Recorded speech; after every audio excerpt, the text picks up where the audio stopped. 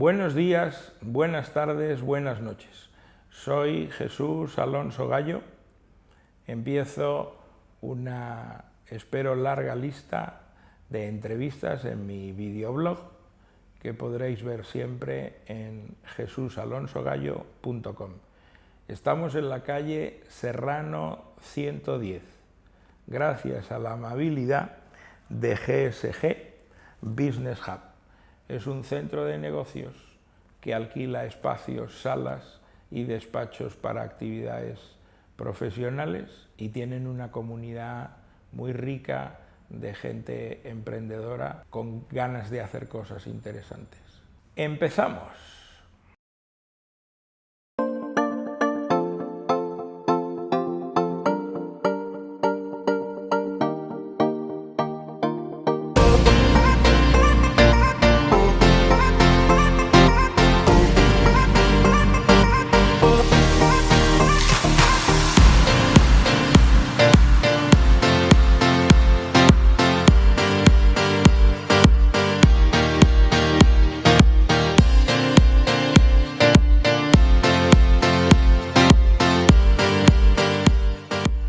Tenemos hoy la suerte de contar con Fran Mariscal, que es un emprendedor intrépido que está en el mundo corporativo de las finanzas y decidió que eso no era para él y que quería crear una startup. Yo tengo que hacer un disclaimer para todos los que nos escuchen.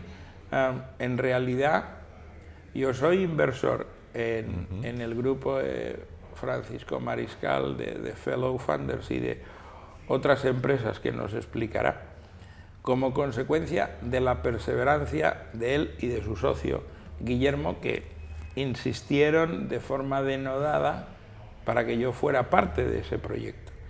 Y bueno, y por las cosas que nos va a explicar, pues es una de las decisiones dulces que me han ocurrido en inversión alternativa y tengo enormes esperanzas depositadas en esto.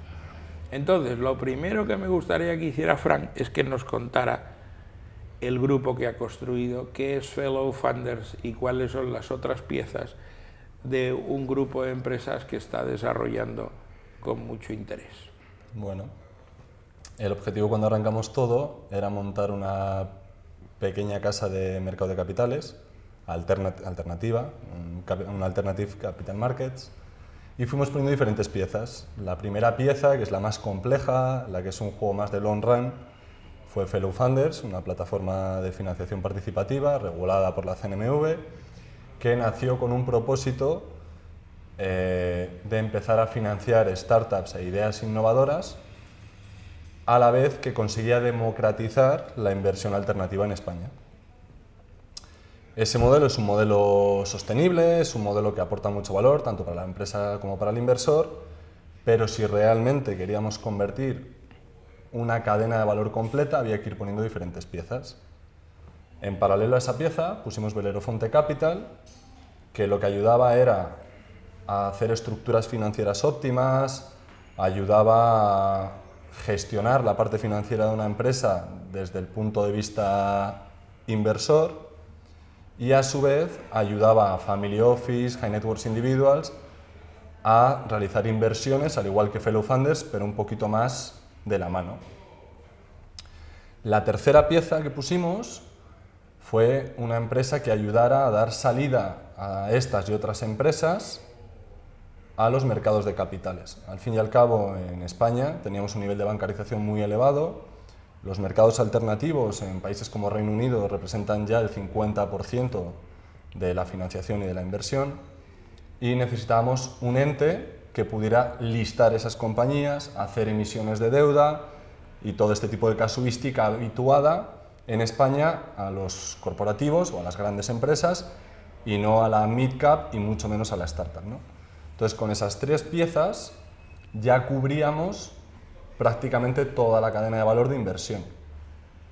Recientemente, en los últimos meses, estamos trabajando en una gestora de fondos única y exclusivamente alternativa, de tal forma de que un inversor pequeño que quiere invertir 1.000 euros y quiere hacerlo él de manera independiente, usa Fellow Funders, una persona que quiere invertir una cifra un poco más elevada y prefiere delegar la gestión, utiliza la gestora, y las dos piezas de medio ayudan a estructurar las operaciones para salir al mercado de capitales, financiarse de una manera adecuada y diversificada, teniendo con todo ello un mercado de capitales alternativo para mid-caps.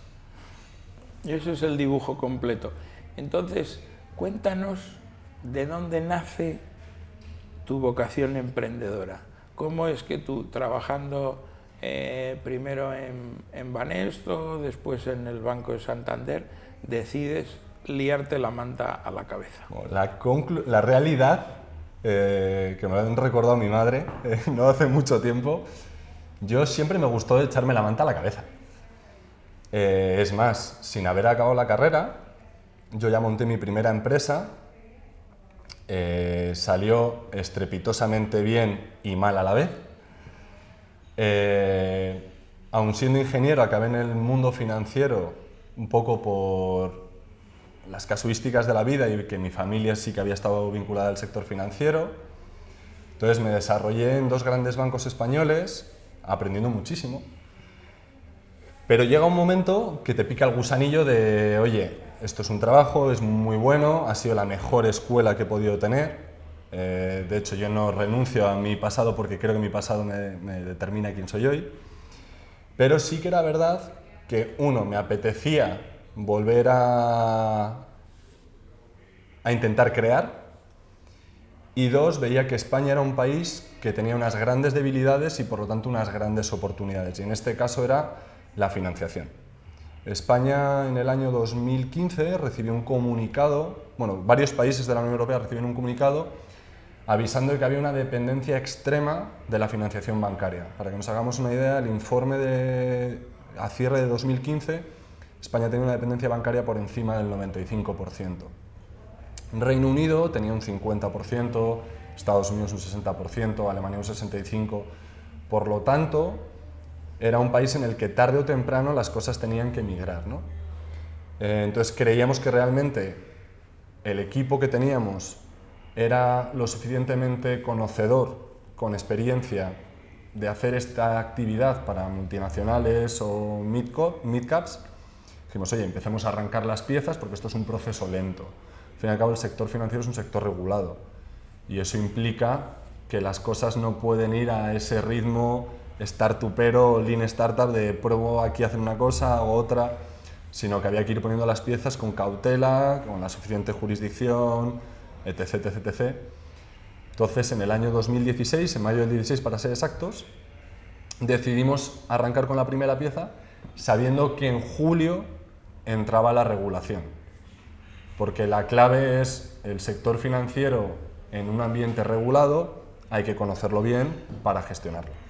Entonces creímos que era otra ventaja añadida a intentar montar este modelo. Y por eso en aquellas fechas decidimos arrancar. De hecho salimos en mayo, nos fuimos un viernes, el lunes ya estábamos currando y presentando documentación en CNMV, y para finales de octubre de ese mismo año ya estábamos con las primeras licencias concedidas y empezando a prestar actividad. Entonces, tomas una decisión, empiezas a pensar, esto es lo que quiero hacer, veo que hay una oportunidad razonablemente grande, se tiene que reducir la dependencia de las pequeñas y medianas empresas de su suministro de liquidez o de financiación vía bancaria, y hay ahí toda una suerte de cosas que se pueden hacer. ¿Cómo piensas en el equipo y cómo piensas en la estructura de las personas que tienen que estar ahí para construir lo que tú tenías en la cabeza cuando era solo una hoja en blanco? Pues quizás ahí creo que sí que he tenido un gran golpe de suerte. Haber estado 10 años trabajando en grandes bancos me ha hecho rodearme de grandes profesionales con los que me sentía muy cómodo trabajando, y entonces nos apalancamos en eso. La banca, debido a la situación económica, ha tenido que reestructurarse en términos de OPEX, bajar los costes de estructura, Y ahí han hecho pues, prejubilaciones, ERES, diferentes casuísticas para reducir ese coste de estructura. Entonces, como bien dice el refrán, a río revuelto, ganancia de pescadores, ¿no? Si tú tienes gente que les están prejubilando con 50 años, que son gente súper válida, súper trabajadora y que les queda toda la vida por delante, y encima no tienen unas necesidades en el corto plazo financieras, pues sobre eso, sobre esa masa madre, podíamos elaborar un producto, ¿no? A eso le mezclamos gente pues, que éramos un poco más jóvenes, con mucha energía y con mucha ilusión, y juntando todos esos ingredientes y luego poniendo un ingrediente de un advisory board que nos ayudara a identificar betas, riesgos y oportunidades, pues teníamos conjugado un grupo o un conglomerado de diferentes unidades productivas que se podían autofinanciar montando una carrera de largo plazo, porque el objetivo es montar un ecosistema de mercado de capitales alternativo que cubra toda la cadena de valor, ¿no? Tanto en la parte de la empresa como en la parte del inversor, sin meternos en una dinámica de consumo de caja o consumos de capitales muy elevados.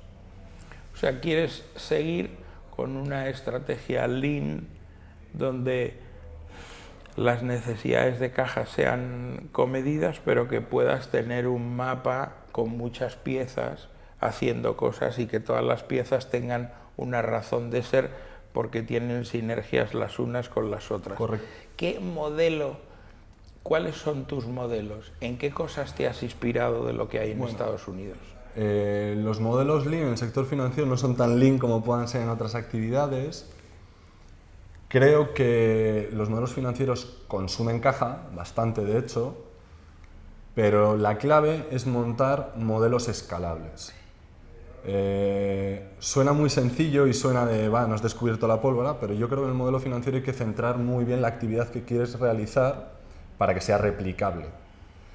Y si encima quieres montarlo en cadena de valor, tienes que tener el target muy claro, ¿no? Entonces nosotros, las piezas, aunque parecen muy diferentes, la sinergia y el enlace entre ellas es prácticamente orgánico, como hemos demostrado a lo largo de este año, ¿no? Con diferentes operaciones.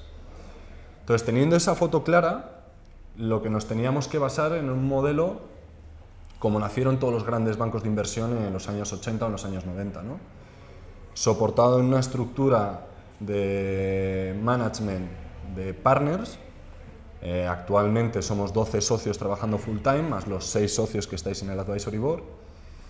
Y eso nos permitía tener una estructura sólida tanto en conocimiento como en desarrollo de negocio, que a medida que hemos ido generando revenues, hemos ido metiendo capas intermedias, incluso capas bajas, para que la actividad escale, ¿no?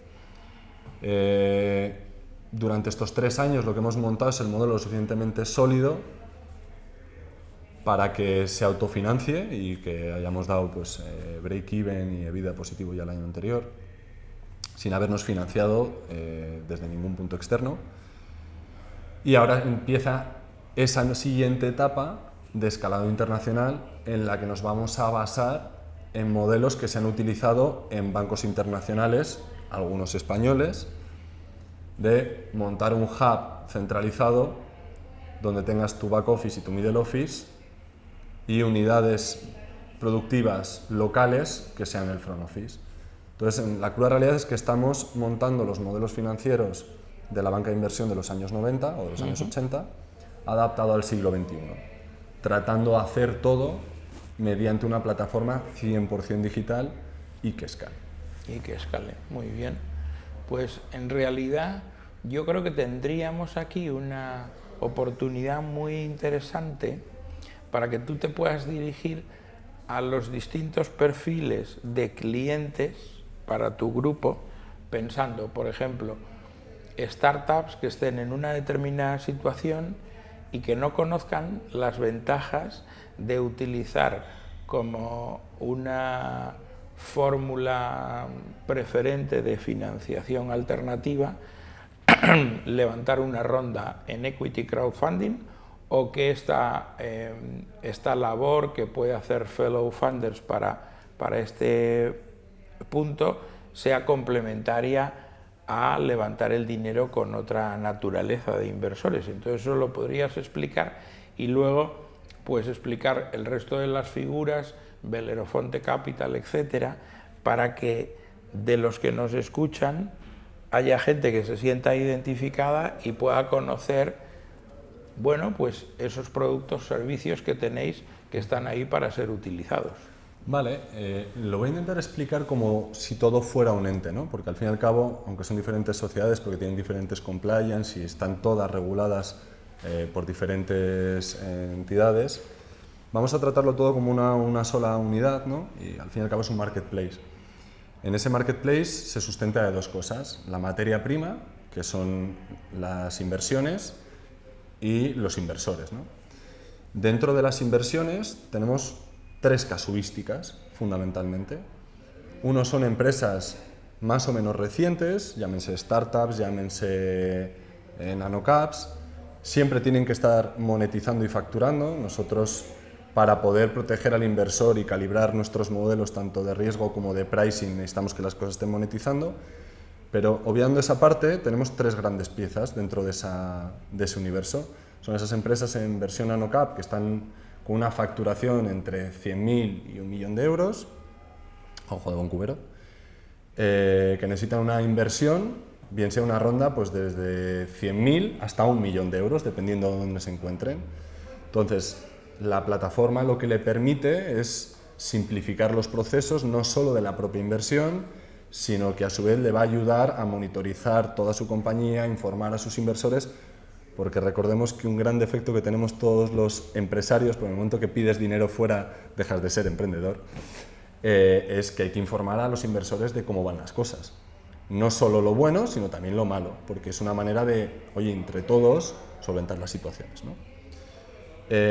Luego tendríamos una segunda capa, que son ya proyectos un poco más complejos, con cuantías de inversión un poco más elevadas.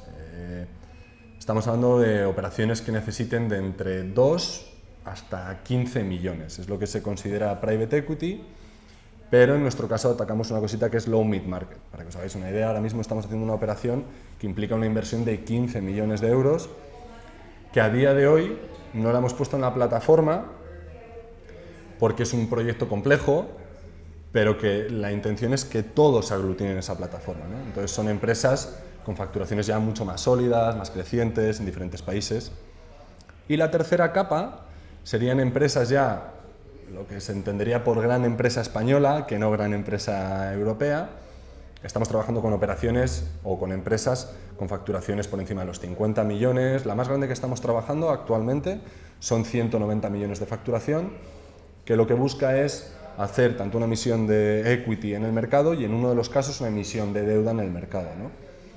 Lo que hace un Banco Santander, lo que hace un Telefónica de hacer una emisión de deuda, pues para una empresa un poco más pequeña, o en el caso del equity igual. Entonces esas son como las tres casuísticas que trabaja lo que es todo el ente. Y desde la parte inversora, pues tenemos también las tres partes, desde el inversor que quiere hacer pequeñas inversiones, de 500 a 10.000 euros por inversión, entre 2 y 6, 7 veces al año. El Family Office, que hace menos inversiones, pero de importes más grandes. Estamos hablando de inversiones de entre 50 hasta 500.000 euros. Y luego tenemos la tercera pata, que ha nacido mucho por la parte de mercado de capitales directa, que es el institucional. De, oye, inversiones de 2 a 10 millones. Entonces lo que intentamos es dar esa inversión alternativa completa a los diferentes actores del ecosistema. ¿Y cómo sería después la evolución de lo que queréis hacer para sacar empresas a mercado de capitales? Bueno, la evolución es muy sencilla porque los mercados de capitales también se han adaptado, ¿no?, al siglo XXI. Por desgracia, en España, o prácticamente en casi toda Europa, creemos que una salida a bolsa es una OPV, que eso es una oferta pública de venta. Y la clave no es hacer salir a bolsa cuando quieres vender.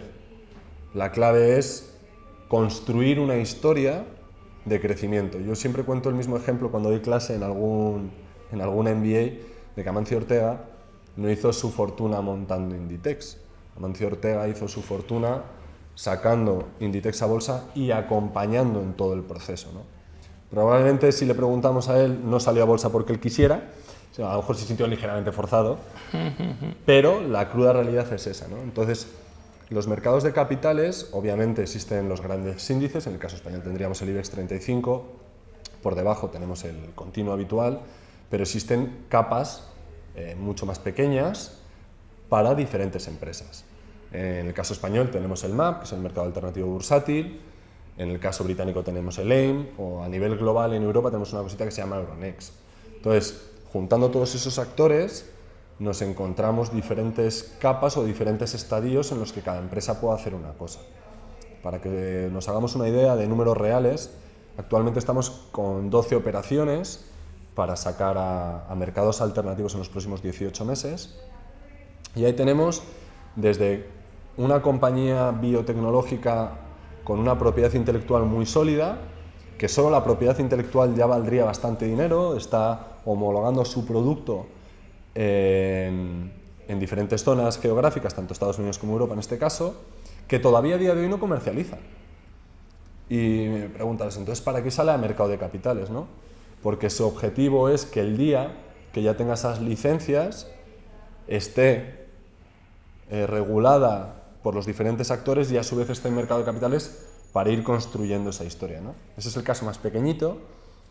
Luego estamos trabajando un caso muy grande, el que tengo especial cariño por lo que significa, obviamente no puedo usar nombres, que es una compañía española con ya casi 20 años de historia, una facturación para el sector bastante aceptable, son unos 50 millones de euros, con EBITDAs positivos, que quiere salir de esa zona de confort, quiere empezar a crecer fuera de España y ha decidido utilizar nuestro modelo 360 de, oye, salgo a mercado, pero permitiendo a mis clientes, permitiendo a mis empleados ser parte de esta historia y tener upside, no solo en el consumo del producto o servicio, sino acompañándome en toda la carrera de largo plazo y ser partícipe también de los beneficios de la compañía, ¿no? Ese es el modelo por el que realmente pelea Fellow Funders. Cuando la gente me pregunta qué es lo que aportamos, pues lo que aportamos es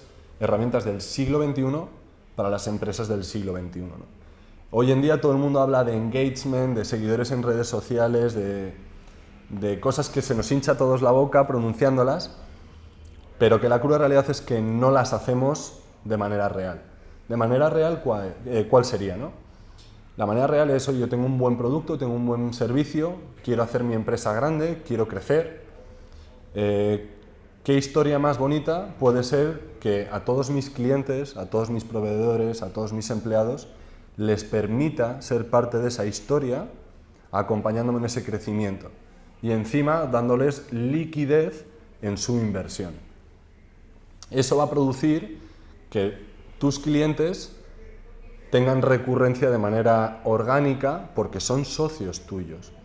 Eso va a hacer que tú cuides a tus clientes porque no solo son tus clientes, son tus socios. Y eso va a hacer que todo el mundo aporte su granito de arena a la cadena de valor. O sea que tú estás reivindicando un paso más allá sobre la teoría de que las organizaciones empresariales tienen que poner a sus clientes en el centro de sus operaciones. Y ahora tú dices, no es que tengan que estar en el centro, es que deberían ser socios. Hagamos que los clientes sean socios. Para mí es lo que va a dar valor en las próximas generaciones. Es decir, fidelizar a un cliente con un buen producto o servicio está bien, pero si tú encima a ese cliente le haces parte de tu éxito, va a ser tu mejor embajador de la marca, ¿no?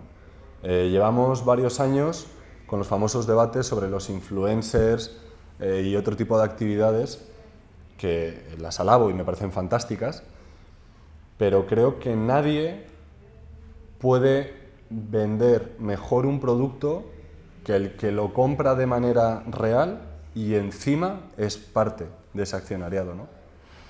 Entonces, en ese sentido, ¿has tenido alguna experiencia cercana que ha funcionado muy bien cuando se produce esa alineación de factores, hay un product market fit perfecto y una empresa que tiene la solvencia de una serie de años de actividad, tiene una cartera de clientes fidelizada, todo el mundo está feliz con el producto que esa empresa les proporciona y llegas tú allí y le presentas a los emprendedores la posibilidad de toda esa base de clientes satisfechos, fidelizados, convertirles en accionistas de la empresa. Cuenta algún ejemplo. Os voy a contar un caso real que es el más pequeño, pero es el que nos ayudó a validar el modelo, a pesar de que ahora en el Q4 vamos a hacer varias operaciones grandes con el mismo modelo. Esto era una cervecera con 10 años de historia, cervecera española, que estaba ya en evitas positivos, no tenía nivel de deuda y quería crecer. Y cuando vino a vernos a nosotros, hablando con ellos, pues tiramos un poco del hilo, ¿no? Oye, ¿qué tipo de clientela tienes? ¿Qué recurrencia? ¿Cómo distribuyes? Y se nos ocurrió poner en prueba poner en valor este modelo haciendo lo que nosotros denominamos market sounding, que es una prospección de mercado. Lo que pasa es que los anglicismos ya sabéis que nos gusta mucho usarlos, sobre todo a los financieros, ¿no? Entonces, él tenía una base de clientes que habían visitado su fábrica, que consumían el producto, y eran en torno a 2.000 clientes, en los que había clientes finales, había clientes que eran distribuidores, en este caso restaurantes, y dijimos, oye, vamos a mandarles un email a ver qué opinan. Y mandamos un email a esos 2.000 clientes, y la respuesta fue que 800 estaban interesados en invertir en ese producto. Cuando ocurrió esto, decimos, oye, vamos a calibrar muy bien para evitar que nadie se quede fuera. Decidimos limitar el importe máximo de entrada, que en este caso fueron 15.000 euros. Limitamos el importe mínimo a 1.000 euros. El inversor que quisiera comprar más solo podría comprar 15.000. Es el máximo. El máximo. Y el que quisiera comprar un mínimo, porque era un pequeño inversor, eran 1.000 euros. 1.000 euros. Ellos tenían una necesidad de 1 millón de euros para los desarrollos que iban a hacer en los próximos meses. No necesitaban más dinero. Entonces, la ley española te limita a que lo máximo que puedes financiar es el 125 de la cuantía que tú estás buscando. Os cuento este detalle porque nosotros cuando calibramos la campana dijimos, bueno, la gente había mostrado su interés, pero habitualmente cuando hacemos este proceso, decir que sí es muy sencillo. Soltar el dinero. Soltar el dinero es un poquito más complicado. Y por experiencia, cuando dices 10, suele ser un poquito menos. Entonces, calibramos la campana para ese proceso. Y en ese proceso nos dimos cuenta que lo habíamos calibrado bien. Creíamos que lo habíamos calibrado bien. Esto fue un jueves a las 11 de la mañana, cuando pusimos la operación en pre-campaña. Habíamos calibrado ya el pricing, habíamos hecho la due diligence, teníamos toda la información, los informes, y a esos 800 inversores registrados les mandamos un email diciendo, bueno, esto ya está listo, ahora os toca a vosotros tomar vuestras decisiones. La plataforma permite invertir desde cualquier lado, desde 44 países del planeta, en no sé cuántas divisas, y es 100% online, ¿no? Y nos dimos cuenta que en 6 horas, 19 minutos, la empresa había alcanzado el máximo que nos permitía la ley, que era 1.250.000 euros. En 6 horas 19 minutos la gente soltó 1.250.000 euros. Esto ha sido la ronda de crowdfunding más grande jamás hecha en España, con la regulación, y probablemente la más rápida. Sobre todo porque encima era 100% retail, es decir, ninguna inversión era superior a 15.000 euros y no había ningún lead investor como es habitual. Entonces esto validaba el modelo. y validaba el modelo de que una empresa en EBITDA positivo, en crecimiento en los últimos 10 años de su historia, que ahora empezaba su verdadera expansión, quería hacer partícipes a sus clientes y sus clientes querían ser partícipes de esta historia. Claro, es como que se cierra ahí un círculo. ¿Y qué me puedes contar después de una cosa como esta? ¿Qué podemos esperar de tanto que se habla? Oye, que la inversión alternativa en startups, pues hay un montón de startups, pero lo que sucede es que luego los inversores en startups tienen que esperar ciclos larguísimos para recibir su retorno. ¿Qué vosotros pensáis que se podría hacer para regular el mercado secundario? Es que creo que eso es un error de facto que tenemos todos, ¿no? Es decir, obviamente el dinero es miedoso, cuesta muchísimo conseguirlo, y estar invertido en un producto no líquido durante, en España la media está en 6,4 años, es mucho tiempo. Por desgracia muchos matrimonios duran menos que eso, pero la clave es utilizar las herramientas de los mercados. Nos estamos echando la manta a la cabeza hablando de montar liquidez, montar mercados secundarios, cuando la cruda realidad es que en España el registro mercantil tiene unos costes, hay que hacer unas transacciones notariales y al minorista no le va a compensar. Si tú tienes una inversión de 1.000 euros, por muy bien que vaya, vamos a suponer que en 3 años has multiplicado por 10, son 10.000 euros, de esos 10.000 euros te vas a gastar en gastos notariales y de registro un pico que puede representar un porcentaje significativo. Eso en el caso bueno. En el caso malo o en el caso mediocre tenemos un problema. De ahí que los mercados alternativos sí que se hayan preparado para hacer este tipo de operativa y dar liquidez y encima con transparencia. De ahí que nosotros apostemos por un mercado o un modelo de mercado de capitales. Obviamente, salir a un mercado continuo tienes unos requisitos que una nanocap o una startup no van a cumplir nunca. Pero existen mercados alternativos que sí que les compensan. Obviamente una startup que factura 100.000 euros, no. Pero a nada de que tu actividad esté demostrada de verdad. Es decir, que tu MVP sea sólido y estés ya fuera de zona de confort. Y que tus proyecciones y tus crecimientos sean plausibles y tengas ya ciertas métricas, es decir, tienes un montón de alternativas para hacer esto líquido. Realmente sí que creemos que la liquidez es necesaria y por eso hemos apostado por este modelo.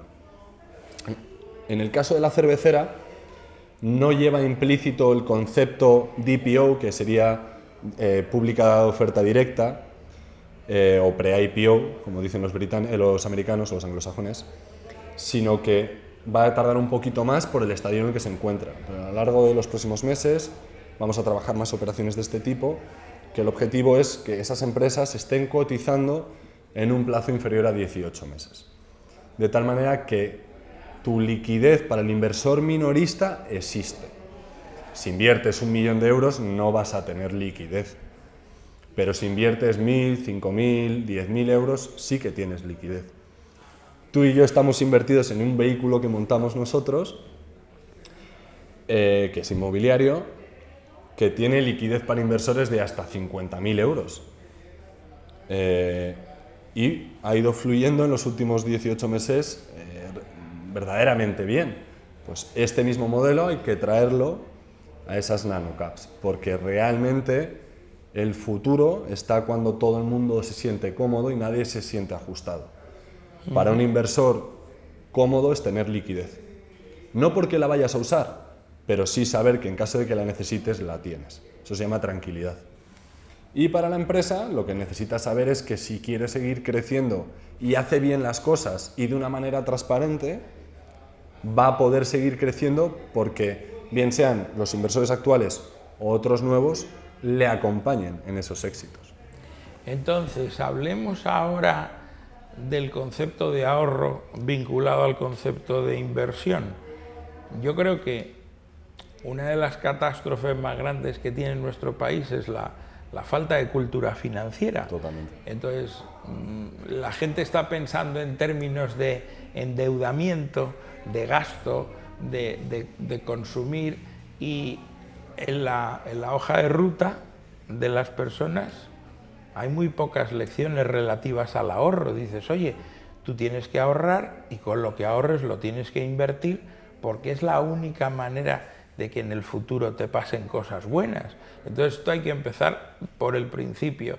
¿Y qué mensaje le puedes dar tú a toda la gente que nos escucha y que digan, jolín, el banco me paga un 0% por tener el dinero ahí parado? Y reza porque no te cobre en el corto plazo. Claro, entonces en Alemania a las grandes compañías, Deutsche Bank y los bancos ya empiezan a cobrar. Es decir, si tú quieres que yo te guarde el dinero para que no te lo quiten los ladrones, me tendrás que pagar. Tengo guardias de seguridad, tengo cajas fuertes y entonces esto me cuesta dinero, pues yo te tengo que cobrar por este servicio. Entonces, ante ese panorama, el ahorro necesariamente tiene que estar linkado a la inversión. Totalmente. Y la inversión alternativa, pues claro, pues tú tienes ahí un modelo donde en Fellow Funders alguien que quiera invertir parte de su ahorro puede tomar pequeños tickets en una serie de compañías. ¿Cómo lo explicarías tú para que eso resulte como una alternativa a la gente que está buscando qué hacer con parte de su dinero? A ver, nosotros ofrecemos diferentes alternativas. Si tienes mucho importe y no quieres dedicarle tiempo, tienes los fondos que montamos para ello, pero vamos al ahorrador tradicional, ¿no? Ese pequeño ahorrador que genera es una cifra de 10.000 euros para invertir al año, 5.000 euros o 2.000. Entonces, Fellow lo que le brinda es una herramienta para invertir en productos de diferente clase de riesgo, siempre inversión alternativa, en la que él va decidiendo cuánto riesgo asume, ¿no? Vámonos al caso más desfavorable, y es que sean compañías que no van a salir a cotizar, por lo tanto no van a ser líquidas. Fellow lo que te brinda es una herramienta completamente gratuita para el inversor en la que tú puedes ir montando tu cartera. De hecho, te puedes dar un plazo de entre 5 y 6 años para montar esa cartera, porque sabes que esas inversiones van a empezar a generar rentabilidad a partir del quinto o el sexto año. De tal forma de que si nos basamos en los números meramente estadísticos, asumiendo una probabilidad de default, es decir, que quiebren el 80% de las compañías, haciendo uso de los incentivos fiscales que tiene la inversión alternativa en directo, nos estamos montando una cartera que a 10 años vista nos genera rentabilidades sin hacer reinversión, que sería el caso más conservador, de en torno al 15% al año. Es una inversión con una buena rentabilidad, sobre todo viendo un poco cómo están los mercados actualmente o cómo están los tipos de interés. El hándicap que tiene es esa falta de liquidez. Nosotros siempre decimos que en inversión alternativa hay que coger un cachito pequeño de toda tu tarta de inversión. Nosotros decimos que al usuario de retail o al pequeño inversor nunca debe tener en su cartera más de un 10% de inversión alternativa. A medida que te vayas profesionalizando, pues puedes ir cogiendo una posición un poquito más elevada. Pero para que nos hagamos una idea, los grandes fondos de inversión, por ejemplo los fondos canadienses, actualmente tienen un 25% en inversión alternativa y están pidiendo más madera para poder coger más posiciones porque ven esas curvas tan planas de tipos y dicen, oye, a mí me compensa estar en alternativa. Para el usuario particular no lo aconsejamos. Creemos que es eso, si tú vas a tener una cartera de inversión de 100.000 euros, nunca deberías de tener más de 10.000 euros inversión alternativa. Y si eso lo vas a invertir a lo largo de 5 años, pues lo que deberías invertir son 2.000 euros al año. Pero la clave es diversificar esa cartera. La ultradiversificación, yo he visto modelos en Estados Unidos donde un business angel pues compartía con la comunidad su estrategia de inversión alternativa. Entonces estaba viendo deal flow que recibía de startups y luego iba a plataformas de equity crowdfunding y está invirtiendo tickets muy pequeños en centenares de empresas. En nuestros modelos matemáticos, todo lo que hemos montado se fundamenta en en 3 modelos, ¿no? Un modelo de riesgos, un modelo de valoración y llevamos mucho tiempo trabajando en un modelo de asset allocation o de cómo invertir, ¿no? En mercados tradicionales existe una cosita que es la frontera de Markovich, que sí que es cierto que llega un momento que a partir de 16, 17 inversiones o sea, 20, por hacer un número muy redondo, ya no genera la rentabilidad superior acorde a todo lo que hay que montar debajo, ¿no? En el caso de inversión alternativa es todo lo contrario. Y también por el concepto de iliquidez. Entonces, nosotros creemos que si vas a tener una cartera por debajo de 20 participadas, no deberías de hacer inversión alternativa. Entonces, la estrategia de este Business Angel es la adecuada. Al fin y al cabo, la inversión en startups hay que tratarlo como un producto estadístico, porque por desgracia, nadie, si tiene la bola de cristal, lo va a hacer público, ¿no? Entonces, como hay empresas que apuntan muy bien y luego salen mal, hay otras que apuntan mal y luego salen muy bien, lo que hay que tener es un buen abanico para que en media esa campana funcione. Si encima utilizas una buena plataforma que te diversifica riesgos y que calibra el precio, pues todo acompaña a que eso sea mucho más positivo. Entonces, ¿qué nos compartirías sobre las motivaciones de las plataformas de equity crowdfunding y cómo de alineadas están con sus inversores unos modelos frente a otros? Porque yo he visto en el pasado donde en realidad hay como empresas que son como fábricas de chorizos y dicen oye, cuantos más startups consiga financiar en mi plataforma, mejor para mí. Yo le cobro un fee a la startup y si financio 100, pues voy a tener este revenue, pero si financio 300, pues mejor. Ese es el defecto que tienen algunos modelos. En nuestro caso, por eso montamos un modelo sostenido en socios, para no tener en el corto plazo esas necesidades de liquidez, ¿no? Creo que la clave es demostrar track record, creo que la clave es cuidar al inversor. Obviamente somos un marketplace y es tan importante la empresa como el inversor, pero la cruda realidad es que hay que cuidar a ambos, pero al inversor un poquito más.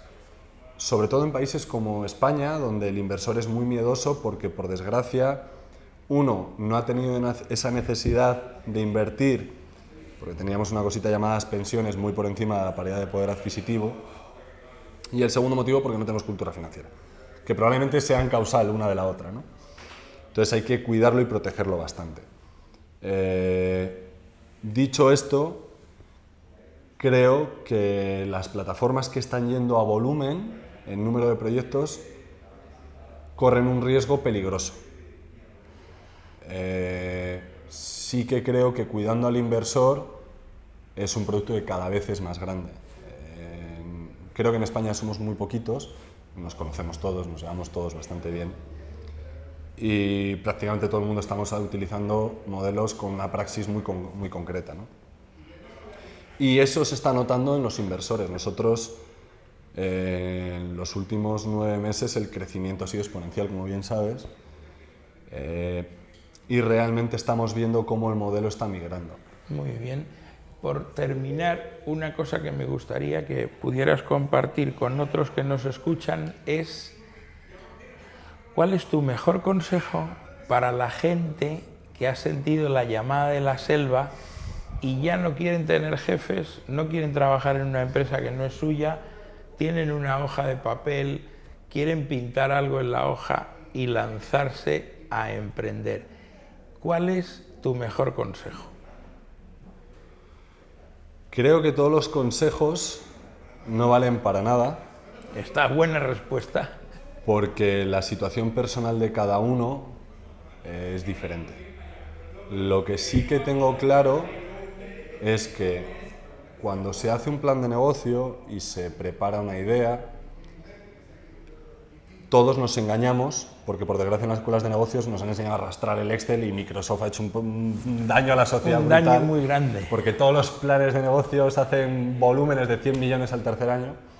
Entonces mi consejo es ser muy honesto contigo mismo, ¿no? Y ser honesto contigo mismo es hacerte siempre un escenario de mínimos. Nosotros nos lo hacemos cada 6 meses. Oye, ¿cuál es el objetivo de este año? ¿Dónde nos gustaría llegar? Pero ¿cuál es el mínimo? Bajo ningún concepto vamos a estar por debajo. Eso yo lo llamaba en Excel PEP, peor escenario previsible. Pues eso tiene que ser un mantra en toda empresa. Es muy importante. Porque eso te va a ayudar a ejecutar. Entonces, si tú para los próximos 6 meses tienes que vender 100 camisetas y estás en el mes 5 y llevas vendidas 80, te tienes que poner las pilas tú y todo tu equipo para vender esas camisetas. Pero si en el mes 1 has vendido 110, replanifica y no te sientes en la silla a disfrutar. En la comodidad. Ese para mí es el primer consejo. El segundo consejo es rodéate de talento humano. El talento humano, las startups siempre dicen, no, es que no tengo dinero para pagar. Si es que no hay que pagar con dinero, no es obligado. Entiendo que todo el mundo tenemos que tener cubiertas unas necesidades básicas, porque si no comemos o no podemos pagar el alquiler, perdóname la expresión, pero estamos jodidos. Pero sí que hay que buscar fórmulas flexibles de que todo el mundo se indexe a la P&L, ¿no? Entonces, mi segundo concepto es rodéate bien. Del equipo, de la gente, de las personas. Y ahí hay que meter un factor de siempre tener personas de fuera de tu círculo, bien sea de know-how o de experiencia, para que aporten valor. La insistencia que tuvimos nosotros de Jesús, vente a nuestra familia, que somos todos demasiado financieros y necesitamos a alguien fuera de este ecosistema. Eso es. Y el tercer, y probablemente lo más difícil, esto siempre se dice, pero creo que es muy complicado, y es no te enamores de tu modelo. No te enamores de tu proyecto para no terminar siendo presa de tu proyecto, estar ahí apresado por él, y ten la suficiente flexibilidad para decir, oye, voy a separarme de él. Creo que es muy importante. Entonces, resumiéndolo muy sencillo es, oye, la atracción está muy bien, pero básate en la facturación. Llevamos muchos años en los que parece que todas las empresas, el objetivo es levantar una ronda más grande, en vez de demostrar sostenibilidad del modelo. Esto es culpa del exceso de liquidez que ha habido por los bancos centrales. Lo segundo es, oye, monta un equipo sólido y escalable, y sólido y escalable no es que te lleves bien con ellos, sólido y escalable es que aporten valor para las diferentes etapas. Quizás en la etapa más lean necesitas energía y potencia, pero a medida que te vas haciendo grande vas necesitando diferentes piezas que soporten tus modelos de crecimiento. Y lo tercero es, oye, no te hagas trampas al solitario. Si algo no funciona, para, evalúa, y si hay que cerrar, cierra. Cierra, sí. Bueno, pues yo creo que hemos repasado un montón de cosas que serán de utilidad para nuestros, pues las personas para las que estamos haciendo este videoblog. Ya recibiremos feedback y te lo compartiremos. Muchas gracias, Fran. Gracias a vosotros. Hasta luego. Hasta luego.